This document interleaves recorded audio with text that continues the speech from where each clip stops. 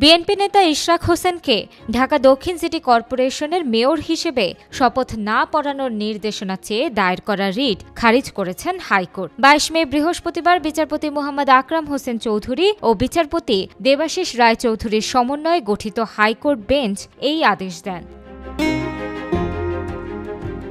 আদালতের এই সিদ্ধান্তের ফলে মেয়র হিসেবে ইশরাক হোসেনকে শপথ পাঠ করাতে আর কোনো আইনি বাধা নেই বলে জানিয়েছেন তার আইনজীবীরা। তারা বলছেন, এখন শপথ অনুষ্ঠান আয়োজনের ক্ষেত্রে প্রশাসনিক কোনো জটিলতা না থাকলে শিগগিরই মেয়রের দায়িত্ব নিতে পারবেন ইশরাক হোসেন।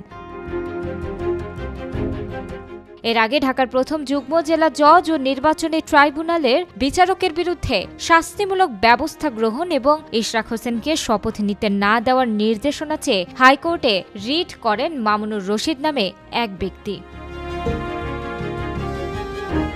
শুনানিতে ইশরাকের আইনজীবীরা আশা প্রকাশ করেন রিটটি সরাসরি খারিজ হতে পারে। অন্যদিকে রিটকারীর আইনজীবী জহিরুল ইসলাম মুসা বলেন, নির্বাচনী ট্রাইব্যুনাল নিয়ম না মেনে রায় দিয়েছে।